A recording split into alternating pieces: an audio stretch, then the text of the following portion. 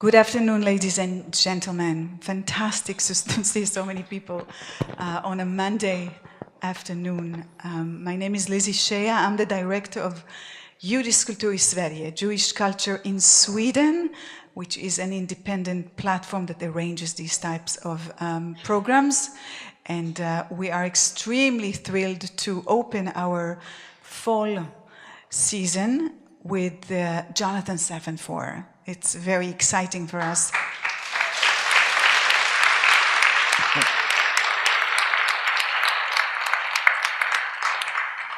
We are grateful for the cooperation with Konstakademin, Dagens Nyheter, and Norstedts. I just want to give you some information. We will have a talk, then there will be book signing outside the hall. Jonathan Safran Foer, with his latest book, Here I Am, will have a conversation with Malin Ullgren, who is the Dagens Nyheter's literature journalist. The book was translated by Annika Ruth Persson. So I'm not going to say a lot more, except that we are extremely happy to have you here, Jonathan. It's a privilege and a pleasure. And we will have a talk. Then there will be a few minutes for questions from the audience, if you want to discuss with Jonathan. We'll make it brief, so we will make it to the book signing. Let's try to keep the program tight. Thank you for coming. We appreciate you being here this afternoon. Thank you.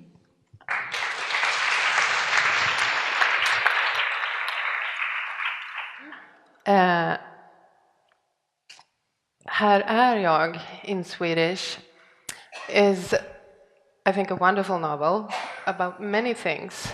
And in short, it tells the story of the Block family, a couple in their early 40s living in Washington with their 3 young sons, Jacob and Julia. And when the novel begins, Sam, their eldest, is preparing for his bar mitzvah. And it's a loving family. It's not without problems, obviously, but they're economically stable, and the outer settings for a happy life seems to be there, or not happy, which is also discussed in the book, but a satisfying life, or a nice life, one could say. And then it's also a book about religion versus tradition, Judaism versus being Jewish, or maybe you can't say versus, maybe it's all there, or is it all there? I mean, Jacob deals with those questions. So all these themes collected into one novel, how did all of this come to you? Well, first of all, thank you for coming. I'm very happy to be here. How did it all come to me? I think in a way the answer was in your question. Like it came to me. It wasn't something that I sought. It wasn't something that I intended. I think there are a lot of different kinds of writers. I know a lot of different kinds of writers. And some of them have ideas for books and ideas that they pursue because they think they're good. You know, it would be good, it would be interesting to write a book about, Americans in California during the gold rush. Or it would be interesting to write a science fiction novel about the day that everybody's emails suddenly become public. Or it would be good to write a love story that takes place in Stockholm. But I also have ideas, and they're also ideas that I think are good. What distinguishes me from those other writers is my ideas turn out not to be good, and I pursue them for as long as I feel that I can, and then I reach a point where I have to acknowledge this isn't good. So I then change. You know, I'm open to changing. I'm open to admitting that my ideas aren't good. So I think the way that I write has changed over time. When I was younger, I was a greater believer in myself, you know, that there's something inside of me that I have some control over that I would like to share because it's of value to me, and maybe it would be of value to other people. The further I've Feel sort of anointed or blessed with some. no, because everybody has that feeling. Yeah, I mean, yeah. certainly every 20-year-old has that feeling. And then, you know, the older Are I you got, sure? I think so, yeah. The older I got, and the more familiarity I had with my own process, the more I realized I do have something that might be worth sharing, but it's not something that I know about. It's not something that I can share on purpose, but will be the result of sort of like being a person in the world in a very specific way. So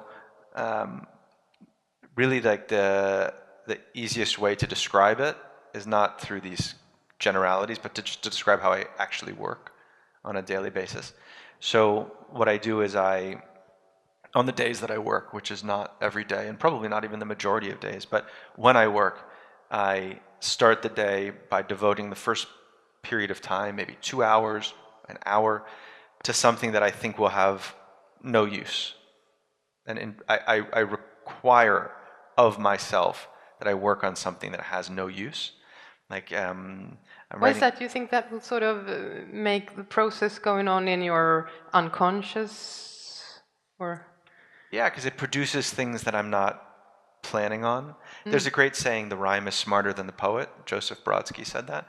That people write in verse not only because it's pretty, but because when you have the problem of needing to rhyme while also conveying meaning, the solution to that problem, the awkwardness, the inability to be completely free and do what it is that you would naturally want to do, produces a more interesting result.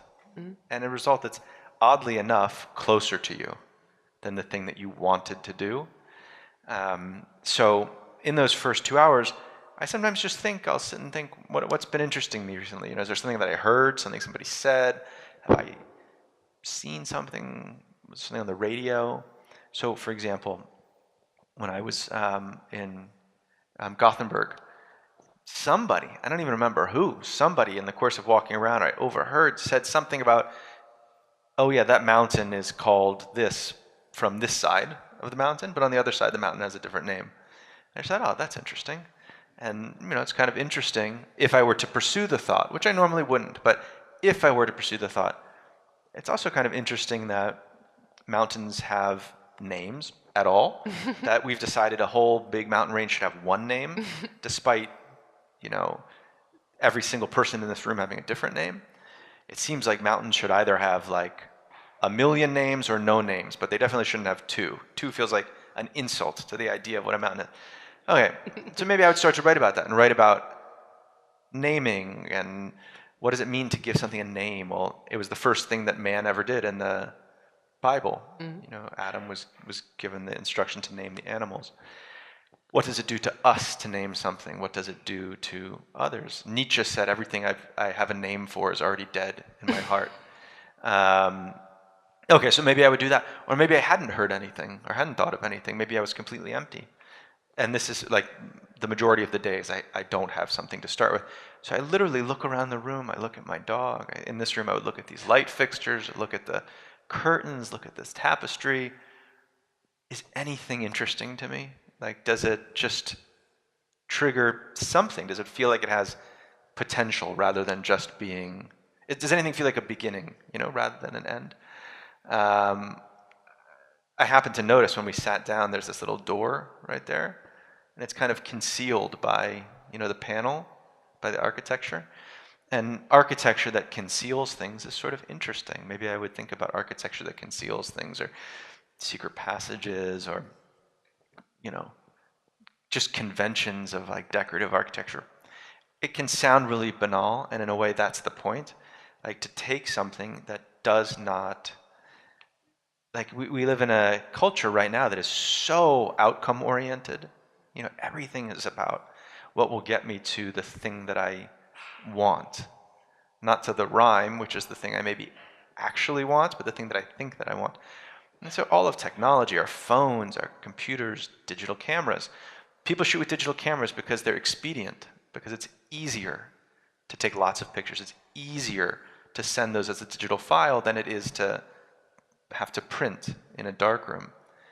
I have yet to meet a digital photographer in my entire life who says that he prefers the way digital photographs look to film, but it's become so expedient that we can't say no to it. Just as having a phone, which most of us secretly probably hate, has become so expedient that we literally cannot imagine a world in which we didn't have a phone and didn't use email and didn't use texts.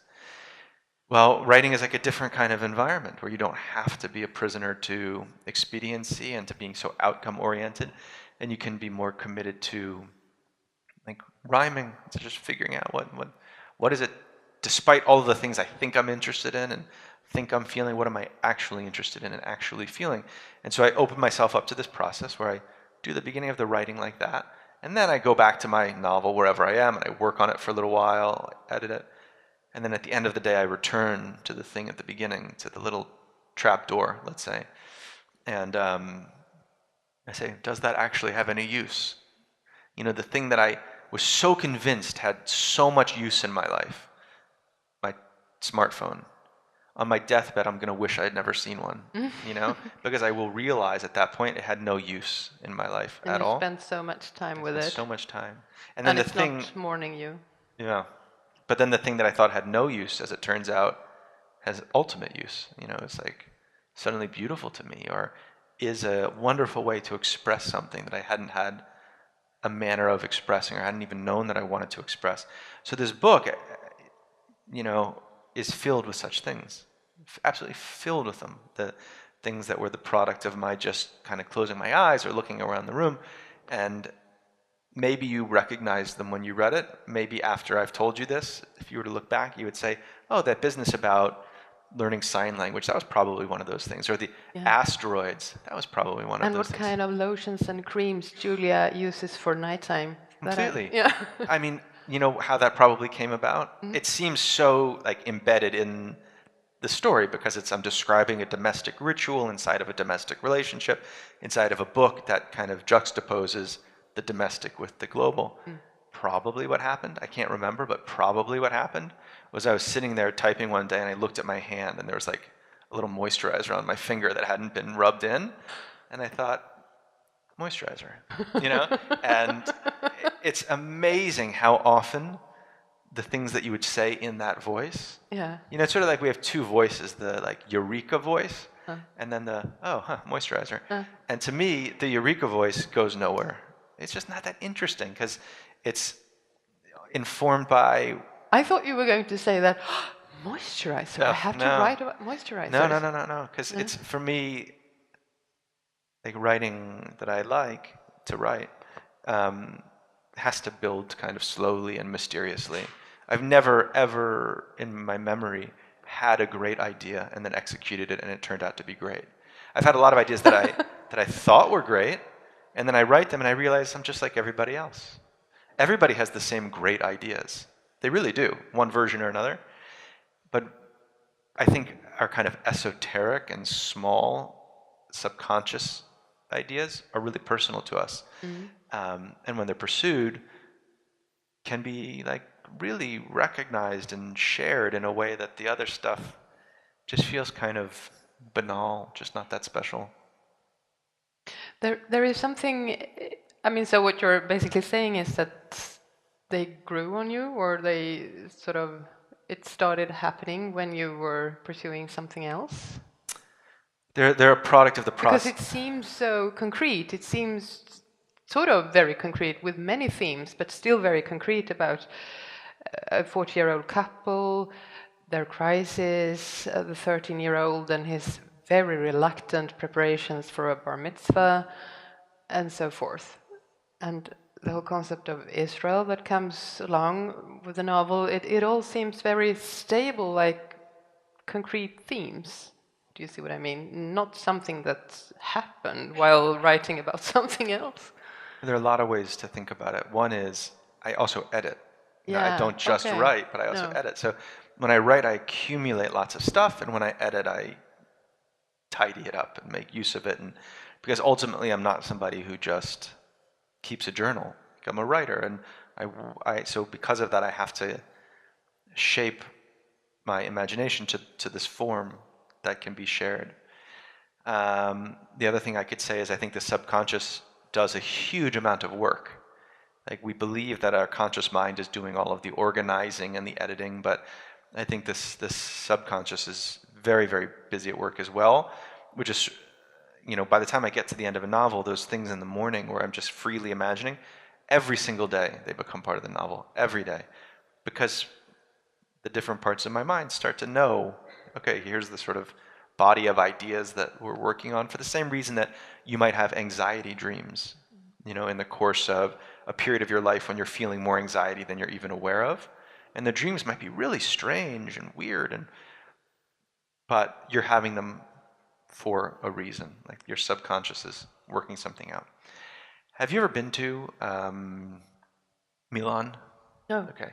I was in Milan, and I got to see... Recently, or? Fairly recently, yeah. I got to see Michelangelo's Pietà, which is not the famous one, which is in the Vatican. This is a different Pietà.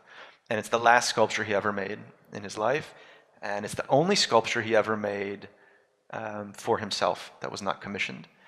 Has anybody ever seen that Pietà? It's very, very unusual sculpture. So you would say unusual rather than beautiful? It's also beautiful, Yeah. but it's beautiful and unusual. Yeah. One of the things that's unusual about it is it has 2 figures, but 5 arms. And one of the arms is just kind of like this, like off to the side, hanging like this. And I looked at it, I could not figure it out.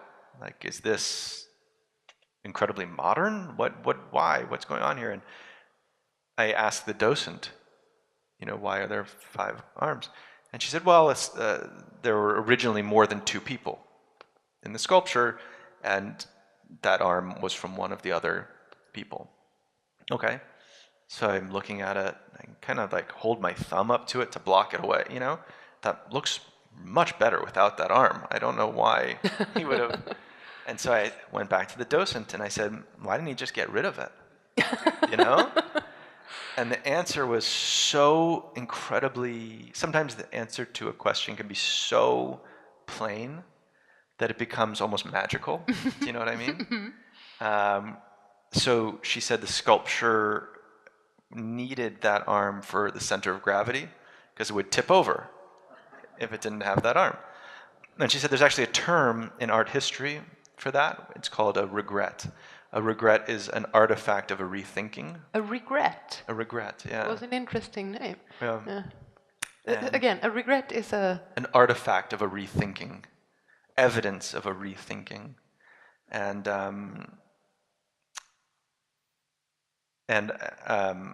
my book is filled with such regrets. But books are different than sculptures because you can take out anything you want.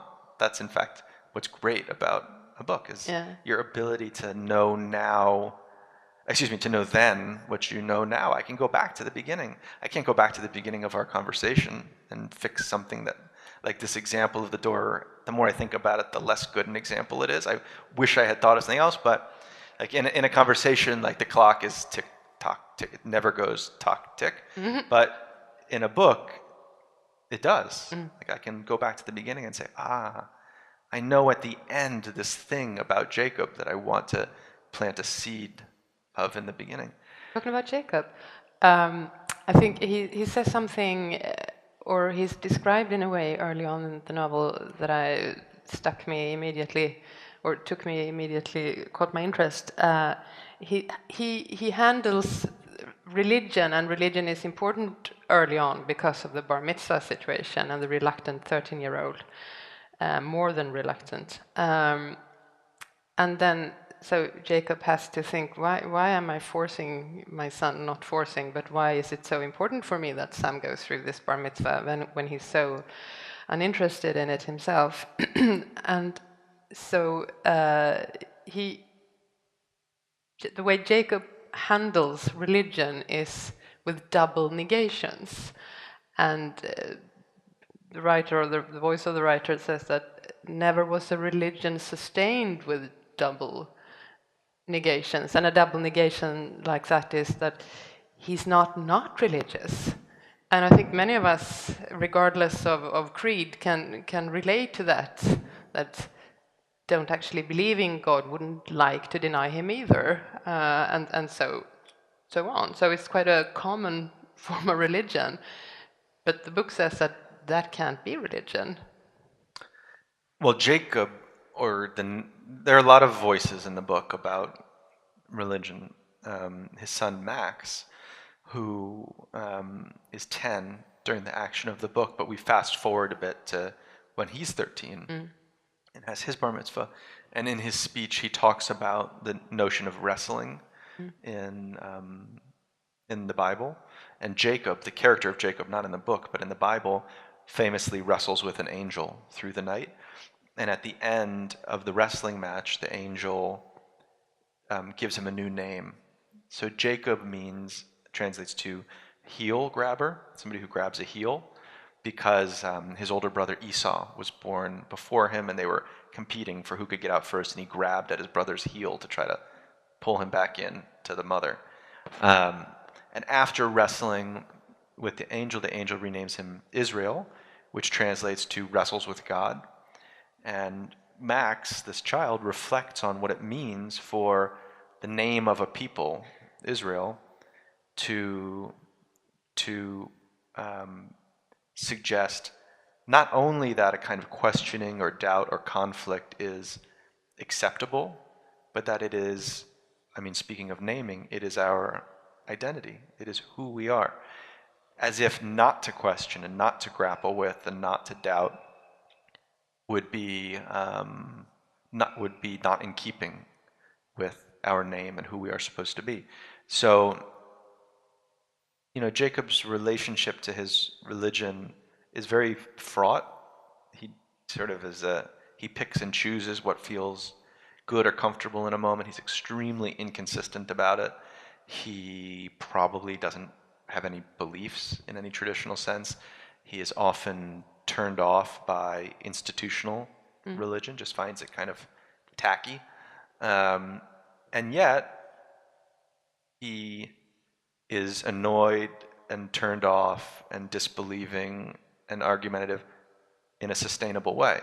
Like, he continues that kind of fraught relationship throughout his life. And it shows no signs of ending. So one can ask, is that richer or less rich?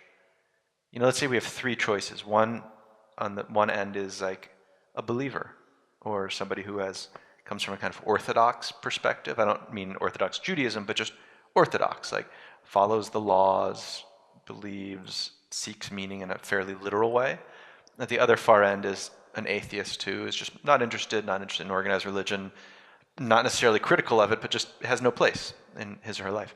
And then in the middle is somebody who spends a life trying, to find meaning in it, wrestling with closeness and distance from it, questioning what to do, how to raise his children.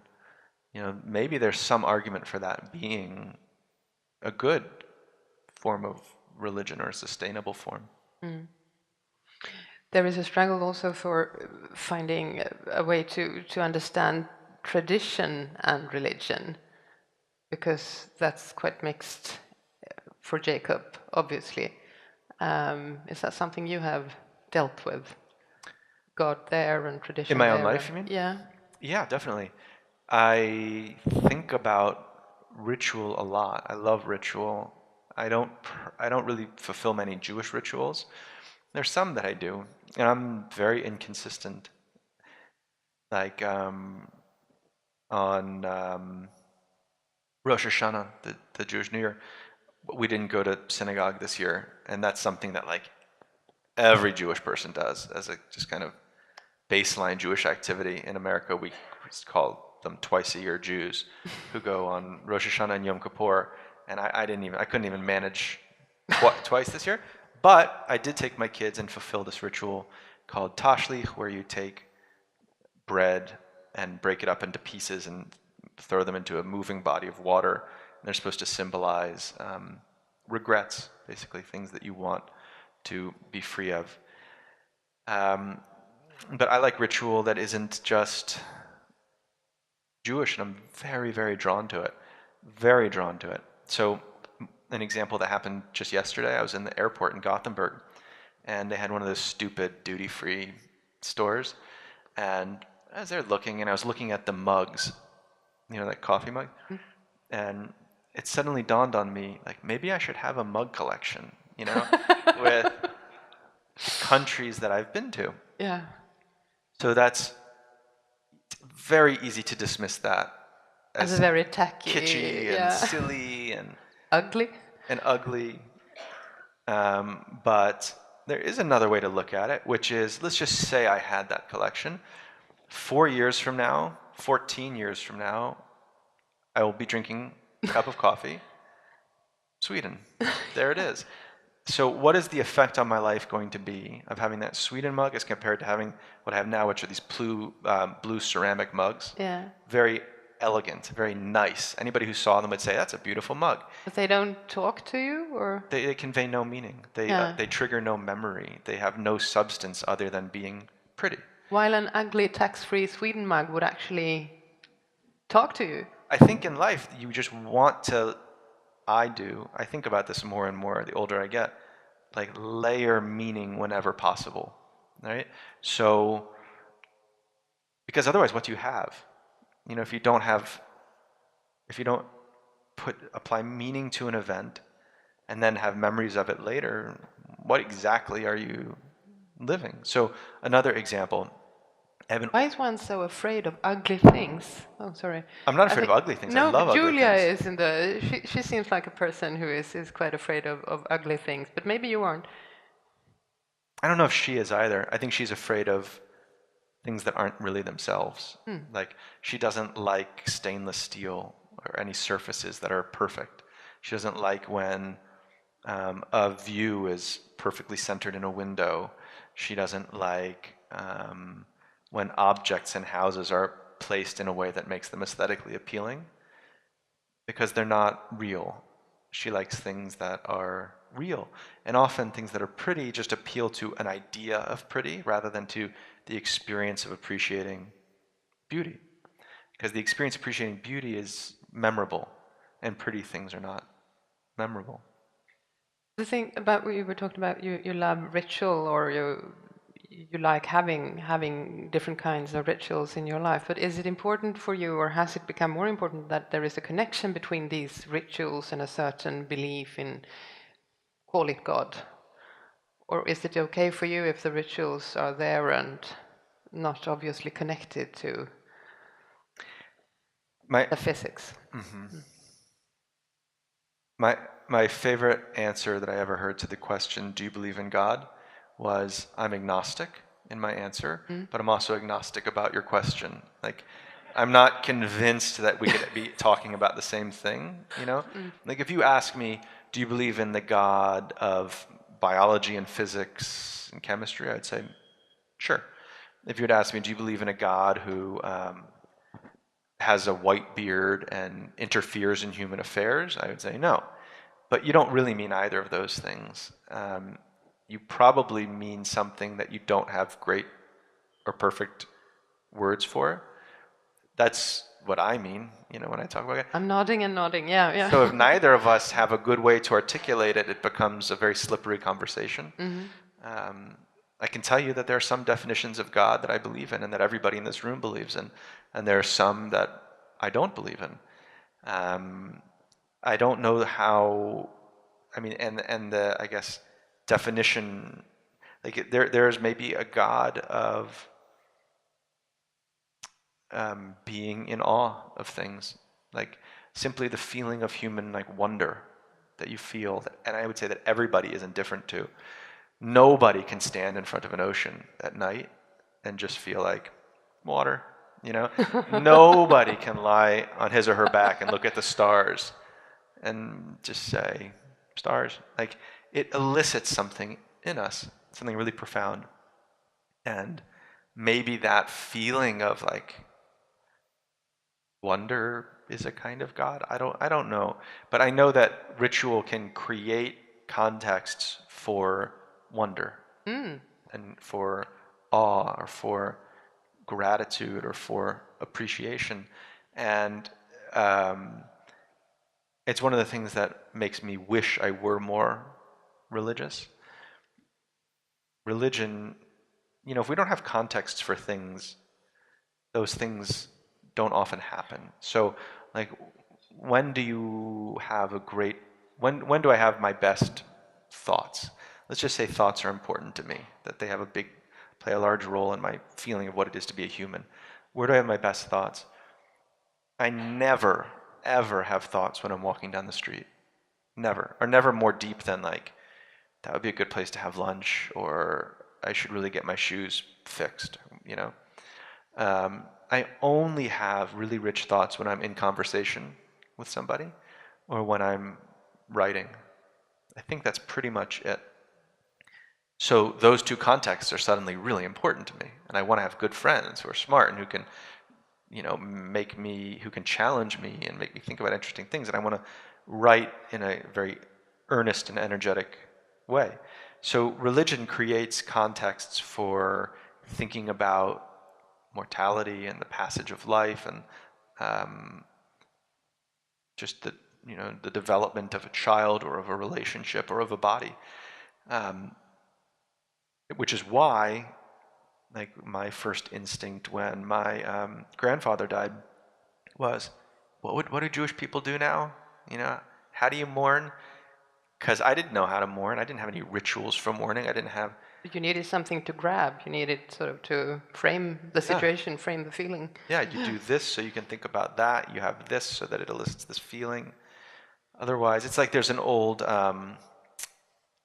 Borges story about two kings who challenge each other to create a labyrinth that is more difficult to escape.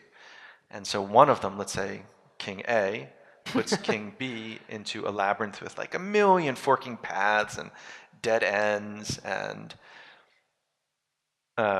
it takes King B 5 years to finally find his way out of it, but he does. And then King B puts King A in the middle of a desert and says, try to find your way out of this. Because without constraints, there's no freedom.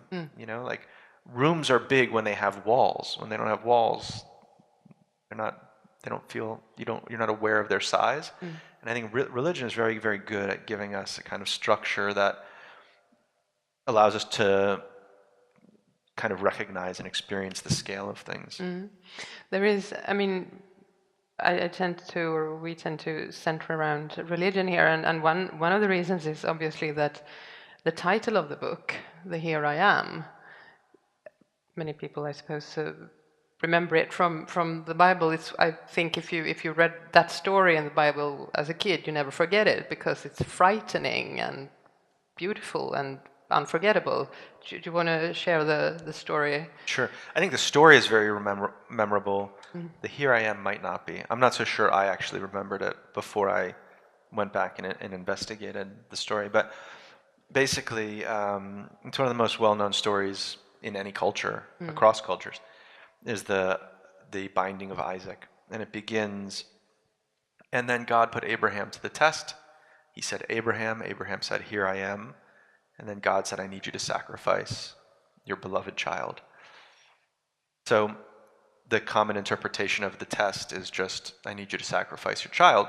That if you just read it again or hear it again, and then God put Abraham to the test. He said, Abraham. And so, like, maybe that was the test. Just, if I call for his you. Presence, like his... How will you respond? Adam, the first man, hides when God seeks him after Adam is eaten from the tree of knowledge of good and evil. That is an option, to say, am I my brother's keeper, is another option when God asks you to stand up for yourself. But Abraham says, here I am, in this kind of unconditional way, without any reservations or need to know anything else. And then just a few sentences later, when he's leading his son Isaac up Mount Moriah to sacrifice him, And Isaac, says, or thinks something very odd is going on here, because we've got the logs, we've got the kindling, we've got the matches, but we don't have an animal. And he says, my father. And Abraham says, here I am. And the same word, hineni, which only comes up a handful of times in the whole Torah. And it's a very poignant and paradoxical moment, because you can't be, here I am, for a God who wants you to kill your son, while also being, here I am, for your son who doesn't want to be killed. And so, in contemporary life, we don't have situations like that, but we do have situations. And there are plenty of times that we feel the pull of two different identities. Maybe it's as a parent and as a spouse, that they create a tension, or as a spouse and as an individual, or as a religious person and as a secular person, or as a professional and as someone who has a family life. And we just kind of borrow, back and forth, like I'm here instead of with my kids in New York because today I am a professional and I know my kids will be okay. But I made this trip as short as humanly possible so that I could get back, because I know that it's also okay to give and take in that direction.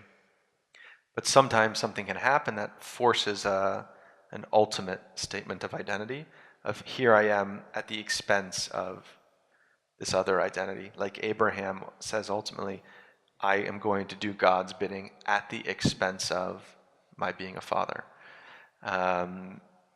So this book is organized around these two events that require Jacob to make ultimate decisions. One is an affair that's revealed, and he who has been inside and outside of the marriage in different ways has to say, I am either inside or outside in an ultimate way.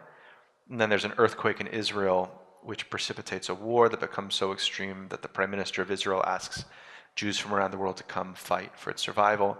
And Jacob has to say the way that his Israeli cousin Tamir puts it is, either Israel is indispensable for you, or you have to admit that it's dispensable for you, that your life will go on without it.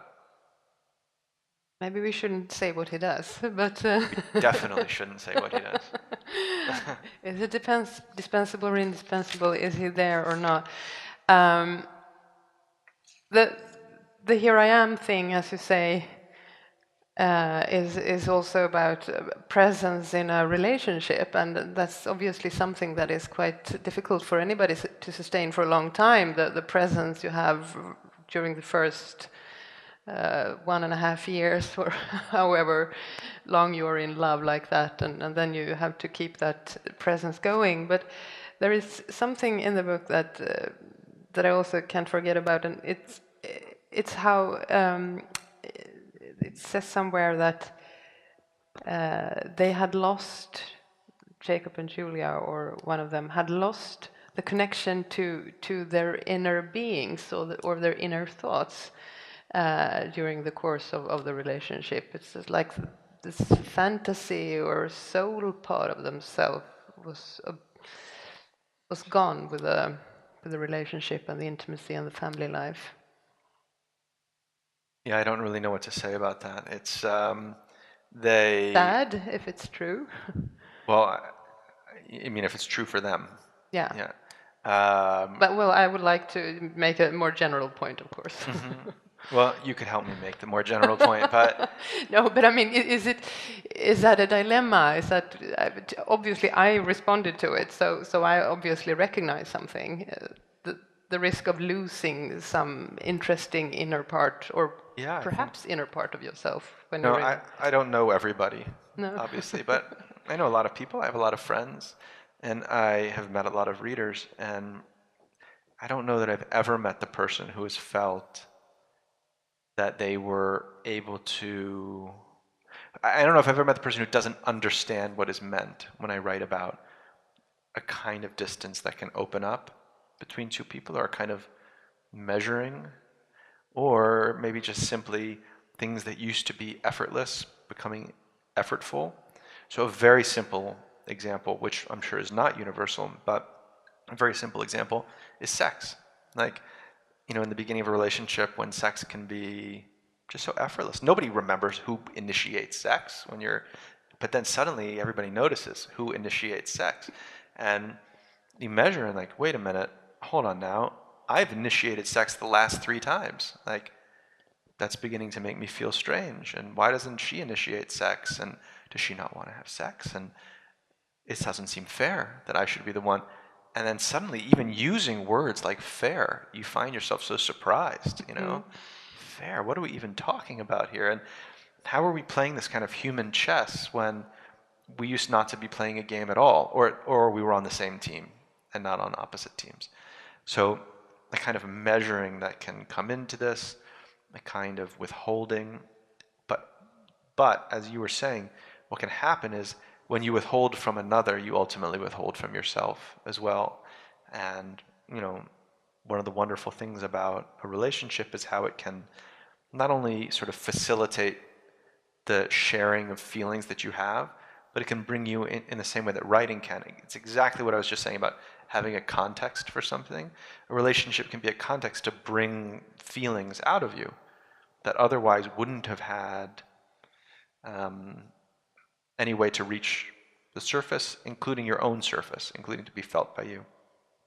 So when you lose that, I think it begins with a kind of like repression or holding down out of embarrassment or out of resentment, but it ends with a withering inside you. That connects us back to the here I am. I mean, is the here I am being present for someone else, or is it being present within yourself, and so on? I mean, the concept seems to be immense when you start thinking about it. But you seem to say that it is. I mean, in a way, it's not possible to be in Israel and not be there. It's not possible to be in a relationship and not being there. But on the other hand, as a pragmatic person, you have to sort of jump between the borders and be a little there and a little there and a little present and a little... Well, that's what Sam in his bar mitzvah speech ultimately says.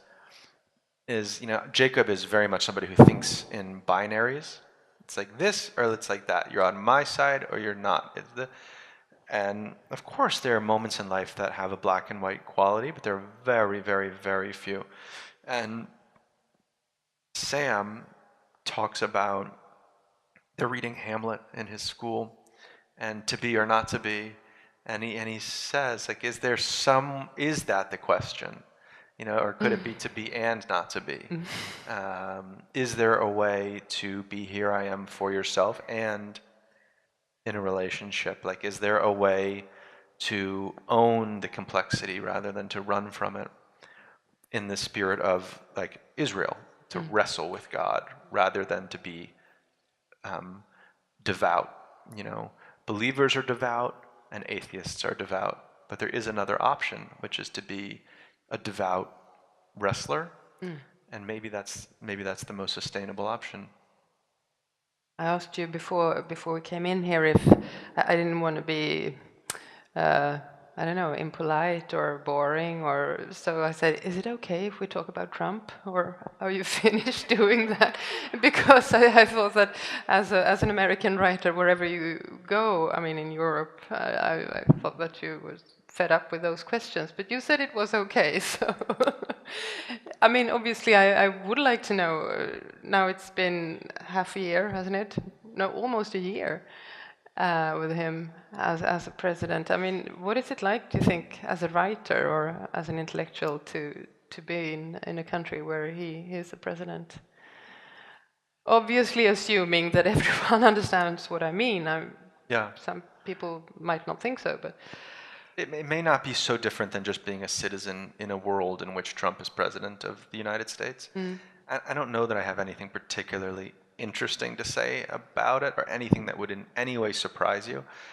I would probably confirm some of the things you want to hear me say, which maybe feels sort of good, but in fact doesn't change anything at all. I can say that if you take as the starting point that Trump is president, right? There's no getting around that.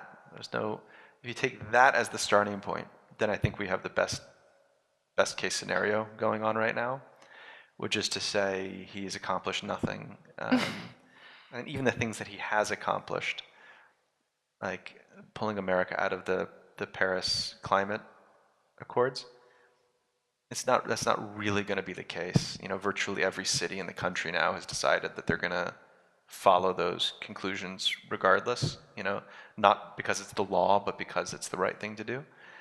And he's had no success with healthcare. He's going to have no success with tax reform. He can't keep his cabinet together. He still hasn't appointed diplomats to half the embassies in the world. So he's totally ineffective. I hope he survives the 4 years, because if he doesn't, he'll be replaced by somebody far more effective and probably every bit as evil.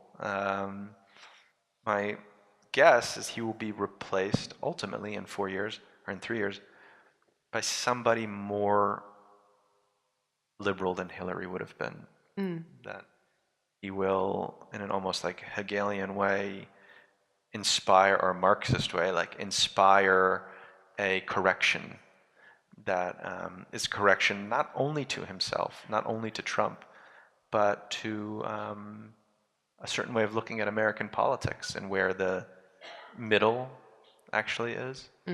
So this is hopeful thinking, you know.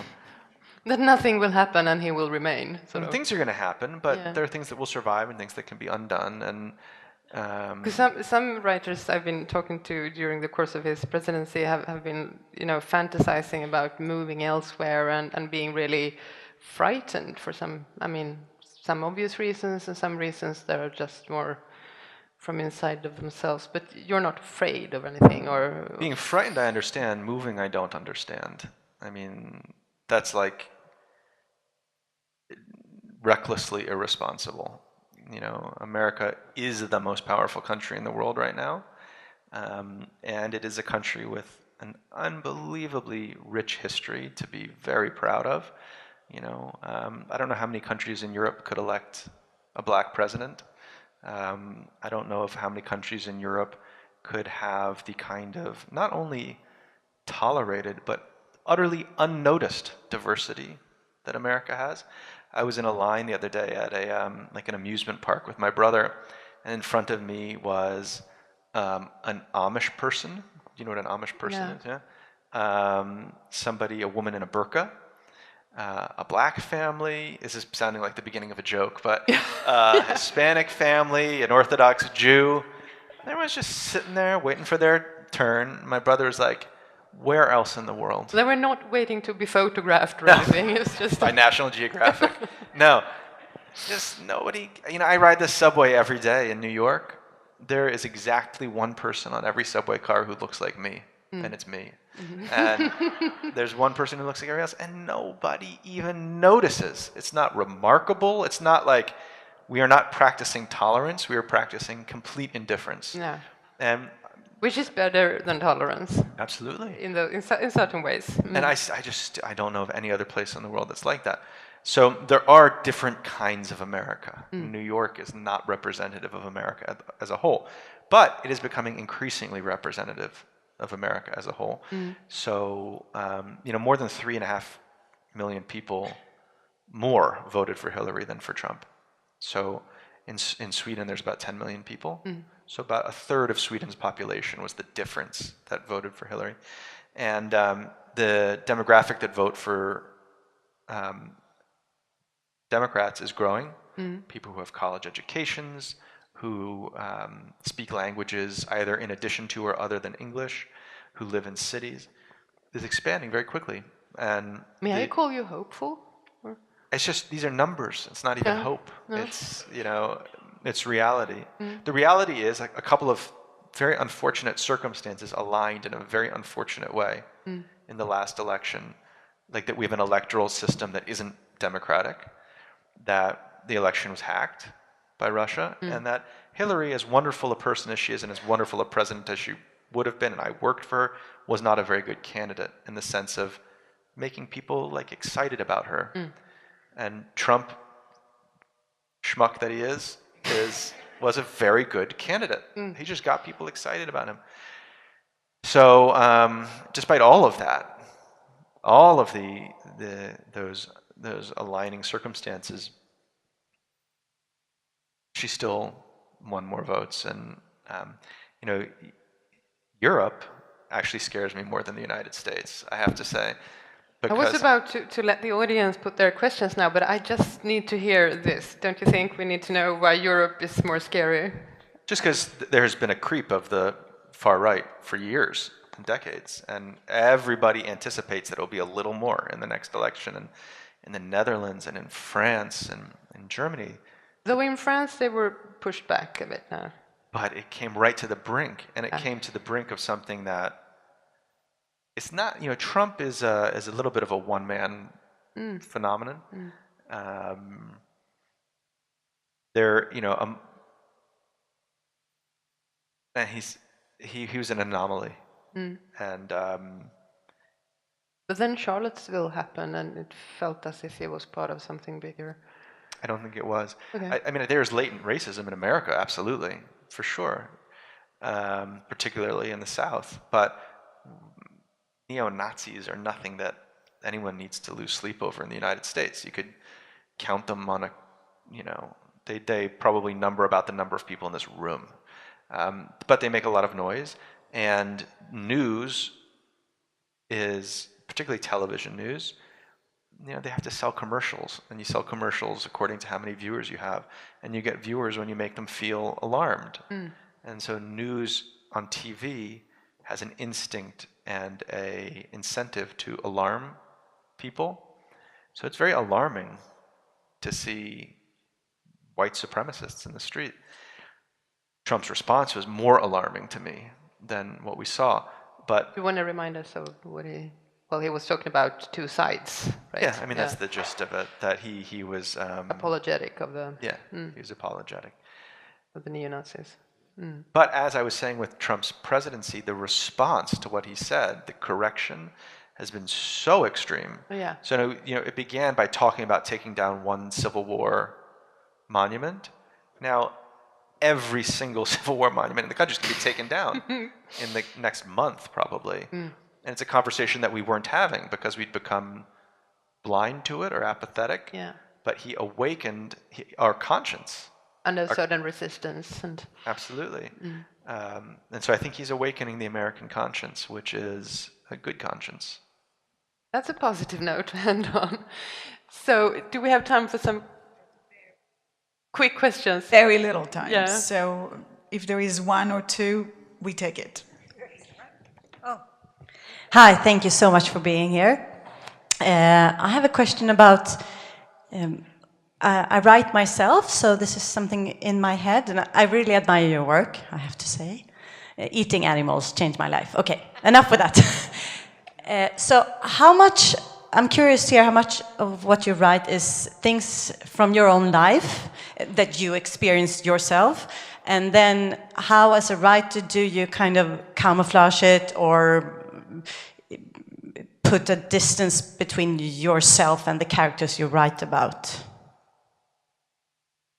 I guess I'm kind of agnostic about that question too. Like, you know, if you mean how many of the events in the book correspond to events in my life, virtually none. I'd have a hard time thinking of any in the specific sense. Like, I do have kids, I did get divorced, but these events in the book are nothing like my own life. But if you're asking me, do I feel like I'm writing my life? I do. But I'm writing it, you know, metaphorically or symbolically or at different angles. Not, here's another way to put it. I don't feel like Jacob at all. I don't feel any resonance with him, but I feel exactly like the sum of the characters in this book. This is the only book I've written. Or here's another way to answer it.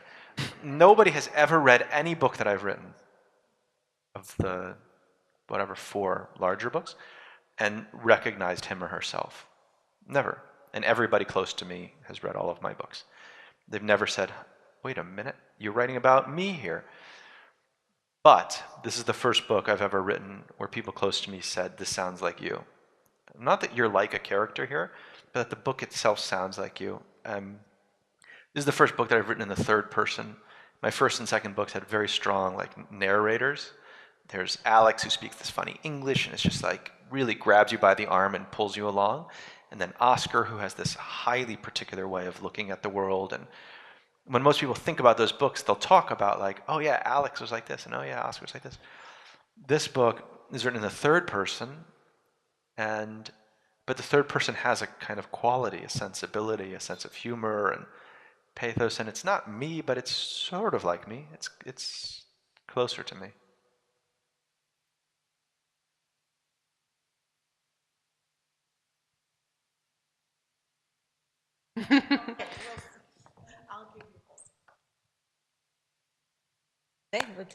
So I'm the lucky one. Thank you very much. Thank you a lot for a wonderful book. I think it's like going to the therapist as enlightening. And I've been thinking quite a lot about the sentence, too much love for happiness, because I recognize it, unfortunately, so much being a parent. And the more I've been thinking about it, though, because too much love for happiness, I recognize because you feel so anxious, the anxiety of knowing that your children are mortal, or the responsibility that they should actually not be playing computer games instead of playing the violin or whatever.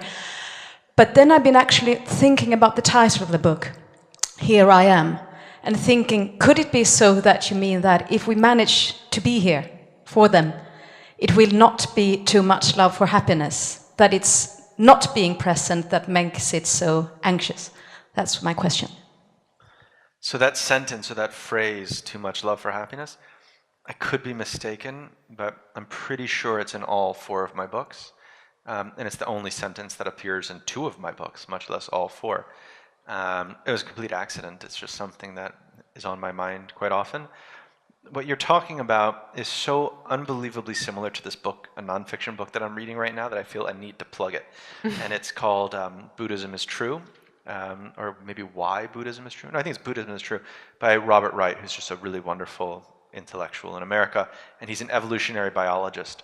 And he talks about how, because evolution's primary incentive and goal and ambition is to transmit genes, it makes us behave in a certain way. And our feelings themselves, our thoughts and our feelings, are oriented or inspired by that goal. Evolution's goal is not for us to be happy, you know? So sometimes taking note, as you're sort of describing, of the things that we're feeling, which might have to do with fears for the future or regrets from the past, or just be inspired by, you know, a brain that was wired when we were hunters and gatherers and living in worlds where there are very, very different kinds of risks. Being aware of it and trying to, in a certain way, overcome our own evolution can lead us to feelings that are more in keeping with the world that we actually live in. So, you know, if you had a child when you were in a hunter and gatherer in the forest and the child was out of your sight for a minute, there are very good reasons to become extraordinarily alarmed, because, you know, the child could be killed. It's not unrealistic to imagine that the child could be killed fairly quickly. If you live in the year 2017 in Stockholm, it's extraordinarily unlikely that something's going to happen to your child when they're out of your sight for just a moment. It happens, but it happens 1 in a billion times, you know? And yet, we have that sort of cave person or hunter and gatherer reaction of, they're about to die. You know, literally, we have that feeling. And so if we can reflect on the feeling and say, that's not a true feeling. That does not correspond to the world in which we live. And it's not bringing me happiness. And instead try to like reorient our thoughts away from what evolution wants us to think and feel. Like, to constantly seek pleasures that won't really satisfy us, very short-lived pleasures, because, you know, if you are evolution and you want to transmit genes, then you want sex to be incredibly appealing and to be short-lived, the pleasure, so that you'll have it again. Because otherwise people wouldn't seek it, and once they had it once, that'd be enough, you know? Or like donuts, you know? oh my God, I would love to have a donut. Because in the old days, which is to say a couple million years ago, we didn't have access to fats and sugars. It was very rare, and we needed them to survive, and we needed to survive to pass on our genes. Now, I could probably find a donut within 50 feet of where I'm presently sitting. And it's not good for me to be driven by that impulse with that incredibly short burst of pleasure. Instead, I want to be driven by things that I'm actually driven by that will produce actual pleasure over time. And I think parenting is like the epicenter of this problem because it has to do with the survival of your gene pool. And so you are seriously deformed by all of these evolutionary instincts which are not realistic and do not bring you happiness. Thank you very much. We have to stop if we're going to have time to sign books. Thank you very much, Jonathan and Nolan.